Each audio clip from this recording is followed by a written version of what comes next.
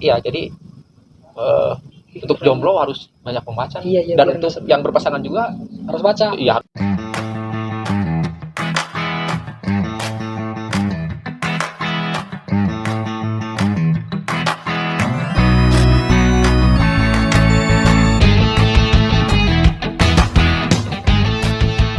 Kenapa sih harus masyarakat yang mendekatkan ke perpus? Kenapa sih nggak perpus yang datang ke masyarakat?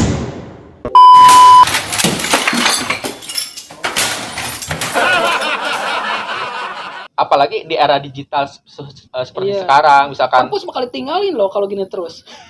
Iya, maksudnya apakah kita bisa, misalkan kita butuh buku Oke, apa, oke, kita tinggal akses, oh Iya. ada nih di perpustakaan A, B, atau Oke, C. oke. Dengan begitu kita tidak usah datang jauh-jauh dari rumah ke perpustakaan tersebut, tetapi kita bisa nyari dulu di rumah nih. Artinya harus ada semacam ada usaha untuk mempermudah kita gitu. Tapi ini dari dulu sampai sekarang ini sangat dasar, tapi ini kayaknya waktu zaman saya dulu belum ada tips dari guru itu atau dari kurikulum itu tips baca buku. Tips baca buku ya. Itu kan sangat sederhana ketimbang misalnya rumus Archimedes, Iya, rumus iya. Newton, rumus misalnya teori relativity. Apaan bacanya juga gua kagak doyan. Iya.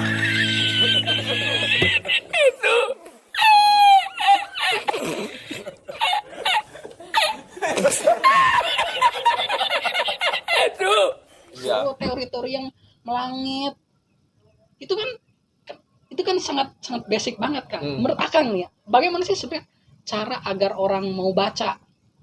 Kalau saya pribadi, Iya. ini Kang, pertama kalau saya pribadi untuk membaca buku itu, pertama harus tahu nih kategori tadi buku, misalkan buku sejarah, Sejarah. kita nggak jauh lah pasti dari nama, tokoh, waktu dan tempat itu kita harus bisa membuat bisa memetakan bagaimana sejarah itu berlangsung kan. Tapi sebelum itu kan, sebelum kita baca buku perintilan itu ya ada sejarah, fisika. Ya, Kita anggap semua buku sama. ya. Cara agar orang mau baca aja dulu, gimana?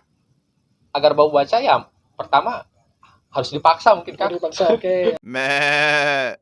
Oke.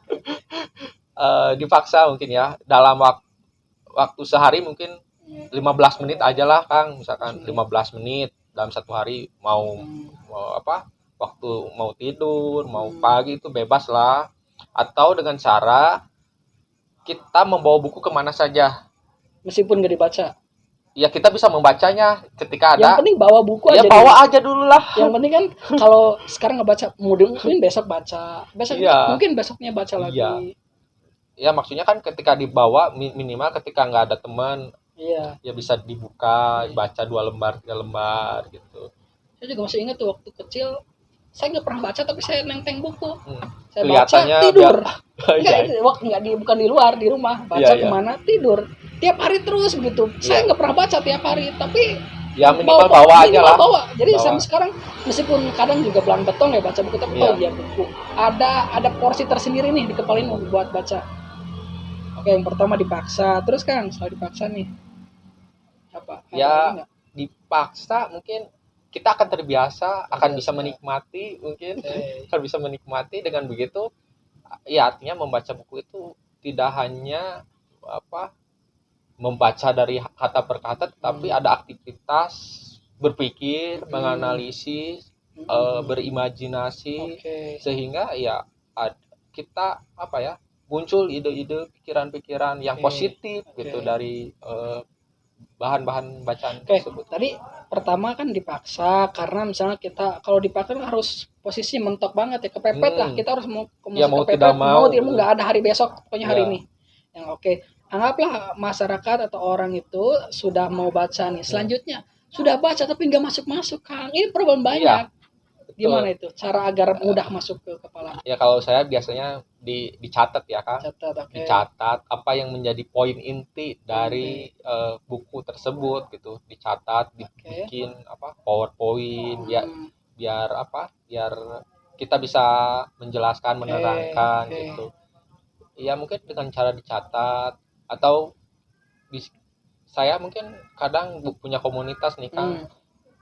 misalkan kita bisa bagi-bagi nih, misalkan ada dalam buku tersebut ada 5 bab, bisa dibagi-bagi nih, bab 1, bab 2 Kang Iji, iya, bab 3-nya. Bener juga ya. Saya Atau belum pernah kayak dengan cara Oke. misalkan setiap orang 10 lembar gitu. Terus Karena kan didiskusikan. ada orang yang senang mendengar, yang senang berbicara. Nah, itu juga bener-bener Kang, ada itu yang menarik. senang membaca. Nah, gitu. tidak semua orang itu senang baca. Ada yang senang ingatnya dengan cara mendengar, dengan nulis dan melihat, sehingga orang banyak yang nonton video, yang dengerin ceramah, ketimbang baca buku. Nah, cara agar orang yang punya perbedaan kapasitas ini bisa punya literasi yang sama kayak tadi berarti ya, harus dikolaborasikan ya. Berkolaborasi mungkin ya Kang, karena ya tiap orang punya kemampuan yang berbeda, tetapi kan tetap harus ada usaha lah. Kita nggak boleh tunduk terhadap keadaan. Kita nggak boleh tunduk terhadap keadaan. Iya. Betul. Bahkan menariknya kan, ini dulu waktu SMP itu tentang energi sangat menarik sekali. Saya nggak mengerti tentang fisika, tapi saya ingat energi itu nggak bisa diciptakan, nggak bisa dimusnahkan. Energi hanya bisa berubah bentuk dari satu bentuk ke yang lain. Teori nggak tahu lah pokoknya teori. Nah, dalam membaca ini, kalau misal karena nggak bisa diciptakan, berarti kan sebenarnya energi ini ada di mana-mana. Bagaimana cara agar kita dapat energi, dapat inspirasi itu ya harus datang ke orang punya energi lebih. Misalnya kalau kita mau baca buku ya berdatanglah ke orang yang suka baca buku. Kalau kita ingin dapat misalnya pencerahan, dapat pengetahuan, datanglah ke orang yang lebih tahu. Majelis taklim. Ya kan perintah Allah juga kan, ikro gitu, bacalah gitu. Ya, tapi kan sekarang kan hanya jadi jargon. Ikro, bacanya kagak. Jadi bacalah bukan bakarlah. Oke, ya menarik. Ya mudah-mudahan ini bisa jadi salah satu trigger kan, bahwa kita harus merubah konstruk tadi, harus merasa terpaksa, kemudian harus dipaksa, dirutinkan, continue, istiqomah, dan lama-lama juga akan terbiasa. Ya karena gini Kang, membaca itu kayak kita bercinta mungkin Kang.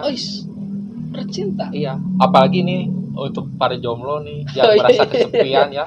Karena dengan membaca itu hati kita tidak pernah tidak pernah sepi, karena membaca itu adalah untuk mengetahui bahwa kita tidak sendiri gitu. Artinya kan kita membaca itu sedang berdialog dengan pikiran seseorang gitu kan.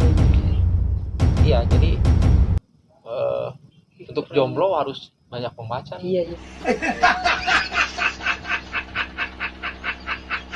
Dan untuk yang berpasangan juga harus baca. Iya, harus diskusi lah. Yang jomblo aja baca, apalagi yang berpasangan. Iya, harus didiskusikan dengan pacarnya agar para perempuan juga bisa kritis kan, bisa berdaya, karena kan perempuan juga akan melahirkan anak-anak gitu. Iya. Jadi melahirkan generasi yang cerdas gitu kan. Bahkan tadi saya menarik jadi keingetan Kang. Tadi membaca itu meneguh bahwa kita tidak sendiri. Iya, itu artinya, saya dapatkan dalam novel perpustakaan Kelamin. Keren. Siapa itu? Itu sabdanya Kang Sang Hyang Pancaniti. Gitu. Keren. Bahkan membaca tadi ada ikro, ada dialog orang lain meskipun sendiri. Bahkan ini apa lagi? Ganggu. Bahkan saya jadi ingat bahwa membaca adalah mengingat. Membaca adalah wirid. Membaca tanda-tanda Tuhan melalui karya-karya orang lain. Semiotika. Dengan kita hadir pikiran kita jadi merasa kita bersenyawa dengan alam, dan kita bersentuhan dengan ya kayak wirid aja. Cuman wiridnya dalam bentuk kauniyah, bukan dengan kauliyah, bukan dengan ayat-ayat Tuhan, tapi dengan ayat-ayat alam. Tapi gini Kang, para leluhur kita ini mereka itu sangat mereka itu mempunyai tradisi membaca yang sangat baik loh gitu. Leluhur kita? Iya.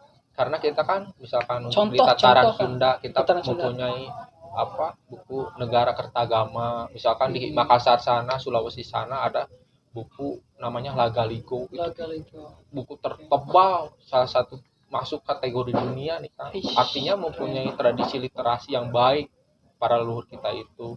Mereka mampu mengingat ribuan tahun ke belakang gitu. orang itu dengan adanya teknologi informasi itu menjadi apa ya?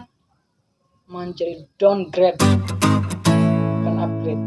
Kenapa downgrade? Karena Google itu dan teknologi informasi itu hanya menyajikan informasi yang luas tapi dangkal, hanya dapat kepingannya saja. Banal ya kan. Banal. Sedangkan buku itu sempit tapi mendalam, dan itulah menjadi expert, menjadi ahli. Iya, betul. Dan dulu waktu saya ingat kakek nenek moyang itu dulu itu belum ada buku, jadi sebelum masih terbatas ya. Sebelum mata pelajaran habis itu dihapus dulu, dibaca dulu, diingat-ingat. Budaya mengingatnya itu sangat tinggi karena dia keterbatasan yang ada sekarang dengan sumber daya yang tidak terbatas, orang jadi banal. Betul.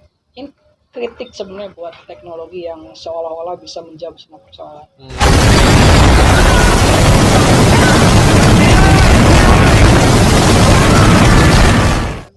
Maka agar tidak lupa harus diingatkan melalui baca buku. Jas merah. Bahkan juga baca buku itu jadi wahana silaturahmi. Iya, betul. Silaturahmi dengan orang lain, dengan pikiran yang lain, dan kita jadi bisa sangat aware, jadi bisa sangat empati sangat rei gitu dengan kehidupan orang lain lewat tulisan itu. Iya. Dan kita merasa tidak asing. Bahkan salah seorang presiden Amerika itu Jefferson pernah mengatakan bahwa saya ini tidak bisa hidup tanpa buku nih Kang. Oke. Bung Hatta pernah berbicara, saya rela di penjara asalkan bersama buku. Karena dengan buku saya bisa merdeka, katanya. Keren sekali. Bahkan siapa itu? Antonio Gramsci. Banyak tokoh itu dia menulis di dalam penjara. Ya betul. Malaka juga dia dalam pengusiran dan pengasingan. Iya. Kayak Hemingway katanya bahwa buku itu merupakan teman sejati kita gitu. Karena buku itu selalu ada mungkin gitu. Iya. Bahkan salah satu tokoh novelis Milan Kundera pernah berkata nih Kak, untuk menghancurkan sebuah negara itu, maka hancurkanlah budaya perpustakaannya kayak gitu. Tetapi ada cara yang lebih mudah katanya, buat masyarakatnya malas membaca. Dengan begitu mereka akan bodoh. Keren sekali. Dan peradabannya akan tertinggal. Keren sekali ini. Ini mengakhiri sesi ini sangat menginspirasi. Saya jujur jadi berdiri bulu kuduk ini. Mudah-mudahan saya juga tercerahkan dan teman-teman juga bisa tercerahkan. Terima kasih Kang Ucok telah memberikan. Sebetulnya masih banyak ya. Banyak, nanti kita cuman bisa karena keterbatasan pikiran kita. Di berikutnya jangan bosan-bosan untuk selalu stay tune nanti. Terima kasih, itu saja pengantar dari kita. Jika kamu mau kritik, sanggah, saran dan lainnya, silakan tulis di komen. Jika channel ini menarik, penting dan bermanfaat, silakan like, komen, dan subscribe. Bye bye.